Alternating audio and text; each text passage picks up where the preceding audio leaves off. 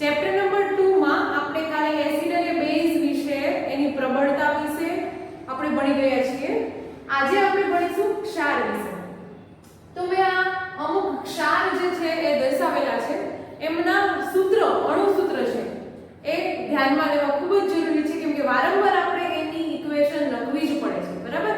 સૌથી પહેલું છે પોટેશિયમ સલ્ફેટ. પોટેશિયમ સલ્ફેટનું અણુ સૂત્ર થશે K2SO4. નેક્સ્ટ છે સોડિયમ સલ્ફેટ. સોડિયમ સલ્ફેટનું અણુ સૂત્ર થશે Na2SO4. ટૂંકમાં જ્યાં સલ્ફેટ આવશે ત્યાં SO4 જે નામનો પ્રત્યય લાગશે. SO4 એટલે કે સલ્ફેટ. પછી છે કેલ્શિયમ સલ્ફેટ. કેલ્શિયમ સલ્ફેટ એટલે કહેવાશે CaSO4. તમે લોકો જોઈ શકો છો અહીંયા 2 આવે છે, અહીંયા 2 આવતો નથી. કેલ્શિયમમાં Ca2SO4 નહીં આવે, પણ ખાલી આવશે CaSO4. પછી છે મેગ્નેશિયમ સલ્ફેટ. મેગ્નેશિયમ સલ્ફેટ એટલે કે MgSO4. ઓકે. નેક્સ્ટ છે કોપર સલ્ફેટ. કોપર એટલે કે Cu અને સલ્ફેટ એટલે SO4, CuSO4. નેક્સ્ટ છે સોડિયમ ક્લોરાઇડ. તો એને તો આપણને બધાને ખબર જ છે, NaCl. નેક્સ્ટ છે સોડિયમ નાઇટ્રેટ. નાઇટ્રેટ એટલે પાછળ પ્રત્યય લાગશે NO3. સોડિયમ એટલે કે Na, તો સોડિયમ નાઇટ્રેટ થશે NaNO3. આવી રીતના તમે કોઈ પણ બીજા સૂત્ર પણ તમારી રીતે આના ઉપરથી બનાવી શકો છો. દાખલા તરીકે સોડિયમ કાર્બોનેટ. કાર્બોનેટ એટલે કે CO3, તો સોડિયમ કાર્બોનેટ એટલે કે NaCO3. પછી છે એમોનિયમ ક્લોરાઇડ. એમોનિયમ એટલે કે NH4 અને ક્લોરાઇડ એટલે કે Cl, તો આ થશે NH4Cl. તો આવી રીતના આ બધા છે એક ક્ષાર છે જેના અણુસૂત્ર આપણે હોમવર્કમાં લખવાના રહેશે. હવે આપણે જોઈએ કે ક્ષારનો અર્થ શું છે. ક્ષાર એટલે શું? આ સોડિયમ ક્લોરાઇડ આપણે કહીએ છીએ, મેગ્નેશિયમ ક્લોરાઇડ કહીએ છીએ, કેલ્શિયમ ક્લોરાઇડ, કેલ્શિયમ સલ્ફેટ, આ બધું કહીએ છીએ.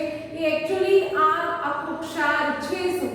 તો કે જ્યારે એકમ ધન અથવા તો ઋણ એક સમાન, જ્યારે ધન અથવા તો ઋણ આયન એટલે કે જેના મૂલાંકો હોય એ ધરાવતા ક્ષારને કહેવામાં આવે છે ક્ષારનો પરિવાર.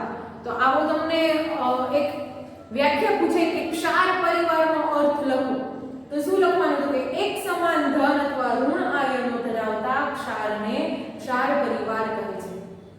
ઉદાહરણ છે એમાં તમે આમાંથી કોઈ પણ 2 કે 3 વસ્તુ લખી શકો છો. તો આવી રીતના આ જે ક્ષારની pH કેટલી હશે, તો આપણે ગઈકાલે આપણે pH વિશે ભણી ગયા. તો pH ક્ષારની તટસ્થ હશે એટલી pH હશે, તો એટલે કે થશે 7. આપણે કાલે જોઈ ગયા કે 0 થી 7 એટલે કે એસિડિક દ્રાવણ, 7 એટલે કે ક્ષાર તટસ્થ દ્રાવણ અને 7 થી 14 એટલે કે બેઝિક દ્રાવણ. તો ક્ષારની હંમેશા માત્રા એની pH ની માત્રા હશે 7. બરાબર. તો આ બધા pH ની માત્રા 7 લેવામાં આવે છે.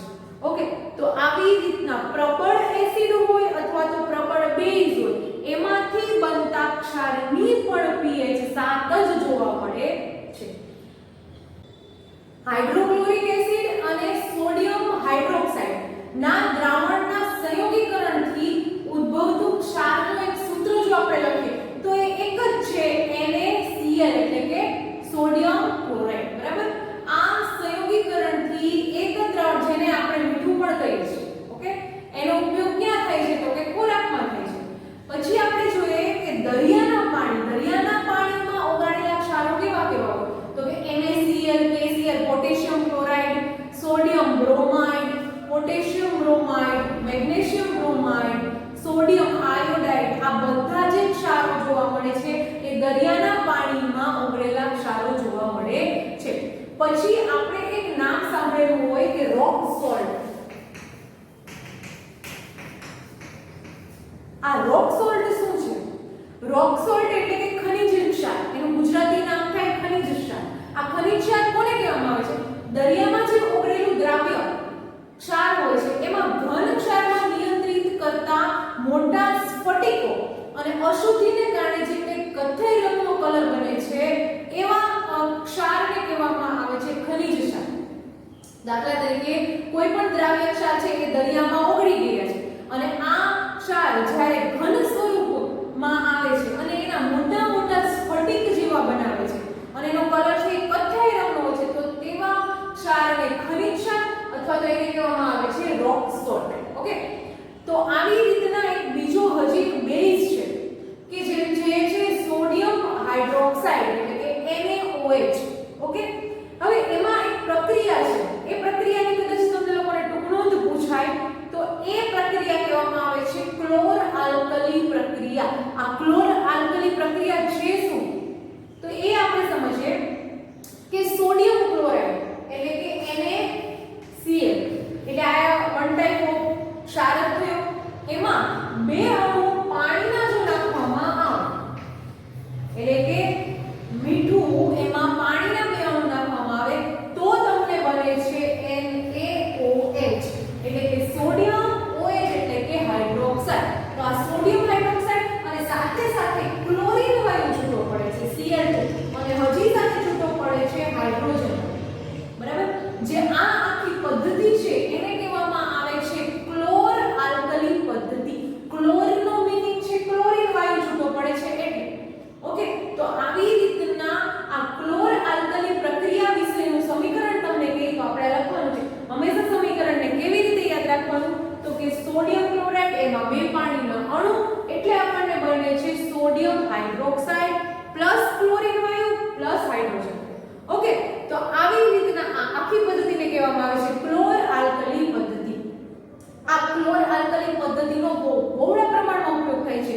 કેવી રીતના? તો કે ધાતુઓના પરથી ગ્રીસ દૂર કરવા માટે, કોઈ સાબુની બનાવટમાં, પેટ્રોલના શુદ્ધિકરણ માટે, સુતરાઉ કાપડને એકદમ સુવાળું બનાવવા માટે અને પ્રયોગશાળામાં પ્રક્રિયક તરીકે આ આખી પદ્ધતિનો ઉપયોગ જોવા મળે છે. ટૂંકમાં બહુ સારી એવી પદ્ધતિ છે કે જેનો આપણે ઘણી જગ્યાએ ઉપયોગ કરીએ છીએ ક્લોર આલ્કલી પદ્ધતિનો. બરાબર, પણ એનો મેઇન ઇન્ગ્રેડિયન્ટ્સ છે NaOH સોડિયમ હાઇડ્રોક્સાઇડ. ઓકે, હવે આપણે જોઈએ આ H2 અને Cl2 વાયુ વિશે કે ક્લોરીન અને હાઇડ્રોજન વાયુ છે એનો ઉપયોગ ક્યાં થાય છે? તો કે સૌપ્રથમ એક તો હાઇડ્રોજન વાયુનો ઉપયોગ બળતણ તરીકે. ઓકે, બીજો છે હાઇડ્રોજન વાયુનો ઉપયોગ હાઇડ્રોજિનેશનની પદ્ધતિમાં. એમોનિયાની બનાવટમાં પણ, એમોનિયા એટલે કે NH3 એની બનાવટમાં પણ હાઇડ્રોજન વાયુનો ઉપયોગ ખૂબ જ જરૂરી છે. પછી આપણે જોઈએ ક્લોરીન વાયુનો ઉપયોગ. ક્લોરીન વાયુ કેવી આપણને ઉપયોગી થાય છે? તો પાણીને એક તો જંતુ રહિત કરવા માટે ક્લોરીન વાયુ ખૂબ જ જરૂરી છે. પછી PVC ની બનાવટમાં, CFC ની બનાવટમાં, બ્લીચિંગ પાવડરમાં, હમણાં આપણે એક આખો ટોપિક ભણવાના છે બ્લીચિંગ પાવડર, તો એની બનાવટમાં પણ ક્લોરીન વાયુ એટલો જ ઉપયોગી છે. ઓકે, તો આ જે ક્લોર આલ્કલી પદ્ધતિ વિશે મેં તમને સમજાવ્યું છે એ પદ્ધતિ છે એને તમે ચાર્ટ સ્વરૂપે પણ દર્શાવી શકો છો. કેવી રીતના? તો કે કોઈ એક બે એનોડ અને કેથોડ એની ઉપર કોઈ પણ બે ધાતુની પટ્ટી લઈ લઈએ, એમાં એક મીઠાનું દ્રાવણ, એમાં પાણી, આવી રીતના જો એને બેટરી સાથે જોઈન્ટ કરવામાં આવે તો આપણને NaOH એટલે કે સોડિયમ હાઇડ્રોક્સાઇડ બને છે અને સાથે સાથે ક્લોરીન વાયુ અને હાઇડ્રોજન વાયુ છે એની અલગ જ એક પાઇપમાંથી છૂટા પડે છે. બરાબર, હવે આપણે આ ક્લોર આલ્કલી પદ્ધતિ વિશે ભણી ગયા. હવે આપણે વિરંજન પાવડર એટલે કે એનું બીજું નામ છે બ્લીચિંગ પાવડર, એના વિશે આપણે ટૂંકનોંધ ભણીએ છીએ. તમે લોકોએ નામ સાંભળ્યું હશે બ્લીચિંગ પાવડર. બરાબર, એ કેવી રીતના બને છે? એ બ્લીચિંગ પાવડરનો પહેલા તો ઉપયોગ શું? તો કે લોન્ડ્રીમાં કપડાં ધોવા માટે, ટેક્સટાઇલ ઉદ્યોગમાં બ્લીચિંગ પાવડર ખૂબ જ જરૂરી છે. પછી પીવાના પાણીને જંતુરહિત કરવા માટે. ઓકે, આવી રીતના જે વિરંજન પાવડરનો ઉપયોગ છે એ આટલી રીતે બની શકે છે. હવે આપણે જોઈએ એની પદ્ધતિ કે કેવી રીતના બને છે. સૌપ્રથમ બ્લીચિંગ પાવડરની તમને ટૂંકનોંધ પૂછાય તો સૌપ્રથમ એની બનાવટ લખવી ફરજિયાત છે. તો કે ક્લોરીન વાયુ એમાં શુષ્ક ફોડેલો ચૂનો એટલે કે CaOH2. બરાબર, આ CaOH2 એટલે કે કેલ્શિયમ હાઇડ્રોક્સાઇડ, એની સાથે જો પ્રક્રિયા કરવામાં આવે તો તમને જે મળે છે એ છે કેલ્શિયમ ઓક્સીક્લોરાઇડ અને પાણીના અણુ.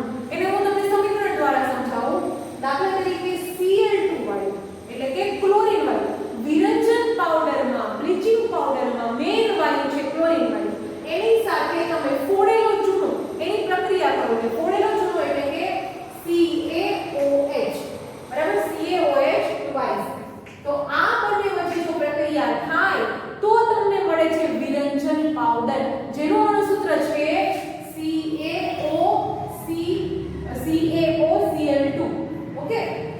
અને સાથે છૂટું પડે છે પાણી એટલે કે H2O બરાબર. હવે આ જે વસ્તુ છે CaOCl2 એને કહેવામાં આવે છે બ્લીચિંગ પાવડર અથવા તો એનું બીજું નામ છે વિરંજન પાવડર.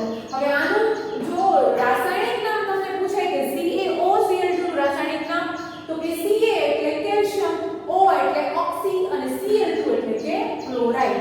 તો કેલ્શિયમ ઓક્સી ક્લોરાઇડ આને કહેવામાં આવે છે વિરંજન પાવડર અથવા તો બ્લીચિંગ પાવડર.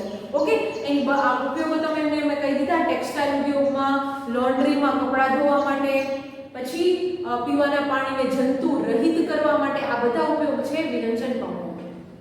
નેક્સ્ટ આપણે જોઈએ બેકિંગ સોડા. બેકિંગ સોડા એટલે કે ખાવાનો સોડા. બેકિંગ સોડાની બનાવટ અને ઉપયોગ પણ તમને ટૂંકમાં તરીકે પૂછી શકે. તો બેકિંગ સોડા કેવી રીતના બનશે? તો સૌથી પહેલા સોડિયમ ક્લોરાઇડ એટલે કે NaCl, ઓકે, સાથે સાથે પાણી અને સાથે સાથે CO2 એટલે કે કાર્બન ડાયોક્સાઇડ. મીઠું સોડિયમ ક્લોરાઇડના જલીય દ્રાવણમાં પાણી અને કાર્બન ડાયોક્સાઇડ અને હજી એક ઇન્ગ્રેડિયન્ટ મળશે જે છે એમોનિયા એટલે કે NH3. આ બધા સાથે ભળીને જે પ્રક્રિયા કરીને બનાવે છે એ બનાવે છે એમોનિયમ ક્લોરાઇડ અને સાથે સાથે સોડિયમ બાયકાર્બોનેટ.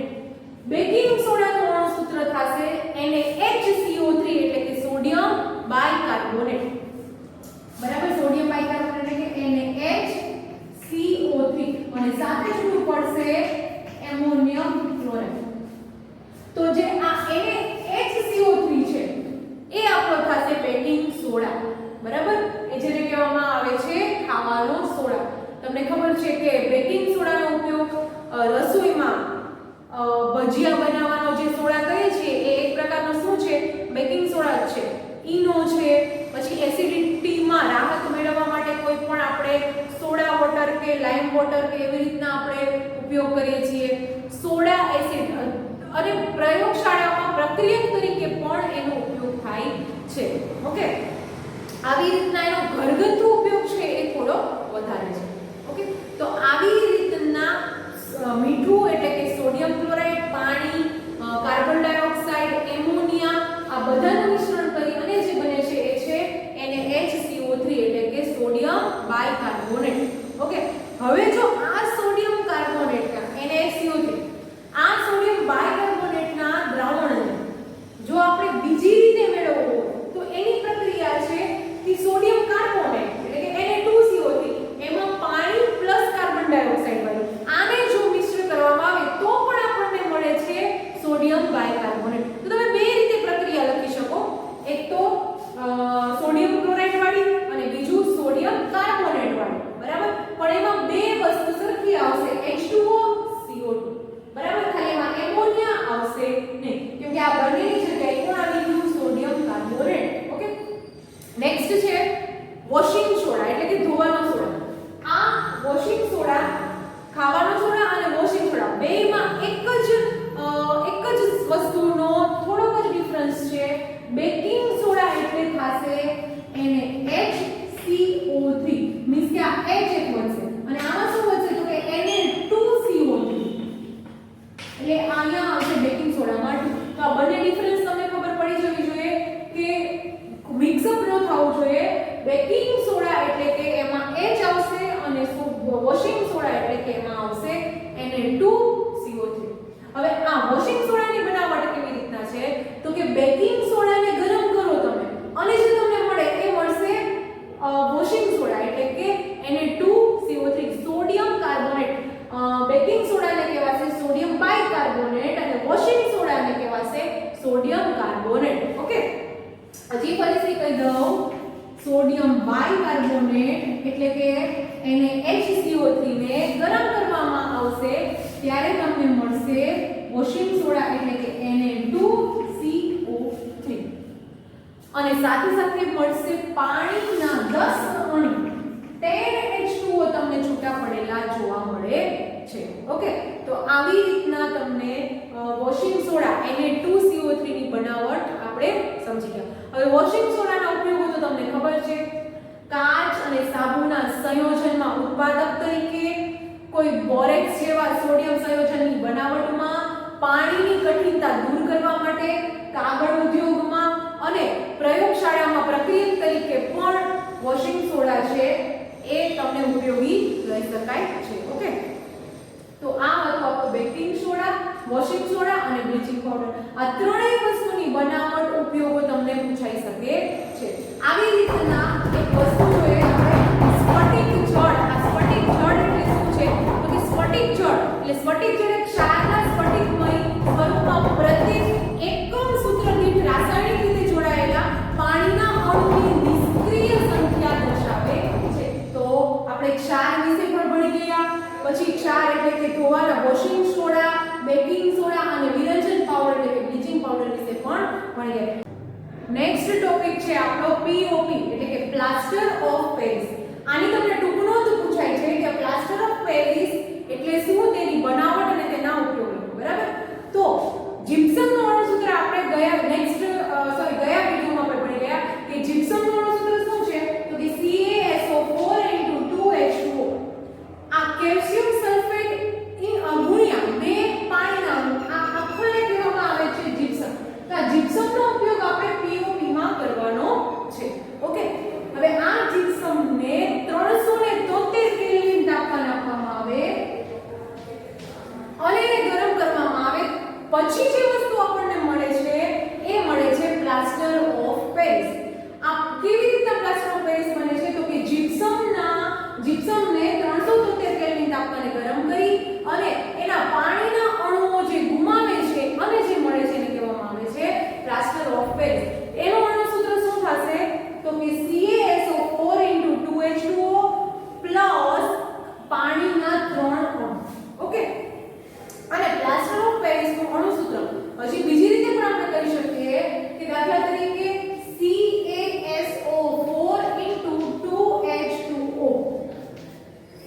હવે આને જો ફરીથી 373 કેલ્વિન તાપમાને ગરમ કરવામાં આવે તો બીજી રીતે અથવામાં આ પ્રક્રિયા લખવાની અને કાં તો આ પ્રક્રિયા લખવાની, તો તમને જે પ્લાસ્ટર ઓફ પેરિસ મળે છે એનું અણુસૂત્ર છે CaSO4 * 1/2H2O. એટલે કે જે અહીંયા પાણીના 2 અણુ તો હતા અને અહીંયા કેટલા છે? *1/2H2O એટલે કે અડધું પાણી અને પ્લસ 1/1/H2O. તો આ થઈ ગયું પ્લાસ્ટર ઓફ પેરિસ નું અણુસૂત્ર કે CaSO4 * 1/2H2O પાણીનો અડધો અણુ કોની સાથે? તો કે કેલ્શિયમ સલ્ફેટ સાથે.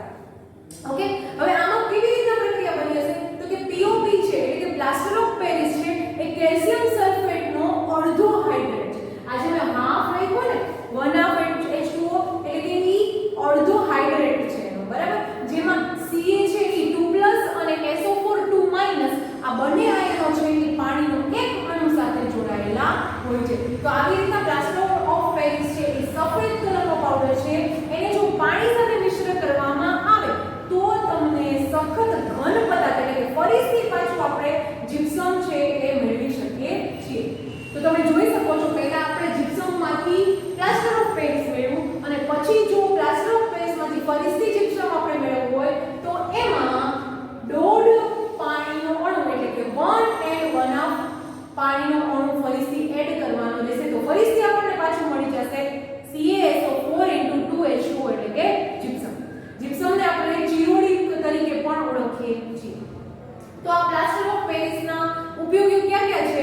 બાંધકામ ઉપયોગમાં, પ્લાસ્ટરમાં, પછી ફ્રેક્ચર જો આપણા હાથ કે પગમાં થઈ ગયેલું હોય તો એને વ્યવસ્થિત આપણા હાડકાને સાચી સ્થિતિમાં ગોઠવવા માટે, પછી કોઈ રમકડા અથવા તો પૂતળા બનાવવા માટે, બ્લેકબોર્ડ ઉપરના ચોકમાં પણ પ્લાસ્ટર ઓફ પેરિસનો ઉપયોગ થાય છે.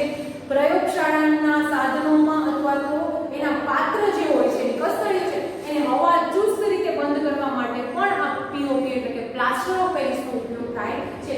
તો આ અણુસૂત્ર બહુ જ સિમ્પલ છે. તમે જીપ્સમને ઓળખો છો તો જીપ્સમનું અણુસૂત્ર CaSO4 * 2H2O એને 373 કેલ્વિન તાપમાને જો ગરમ કરવામાં આવે તો તમને મળે છે plaster of Paris CaSO4 * 1/2H2O. અને ફરીથી પાછું જો મેળવવું હોય તો એમાં 1.5 પાણીનો અણુ એટલે કે 1/1 H2O એડ કરી અને તમે ફરીથી પાછું જીપ્સમ મેળવી શકો છો. ઓકે, તો આજનું તમારું હોમવર્ક છે, મેં પીડીએફ જોઈન્ટ કરેલી જ છે, છતાં પણ કહી દઉં છું કે બધા ક્ષારના નામ, એના રાસાયણિક નામ, પછી 4 ટૂંક નોંધ લખવાની છે બ્લીચિંગ પાવડરની, બેકિંગ સોડાની, વોશિંગ સોડાની અને પીઓપી. ઓકે, મેં આ પીડીએફ માં જોઈન્ટ કરી દીધેલું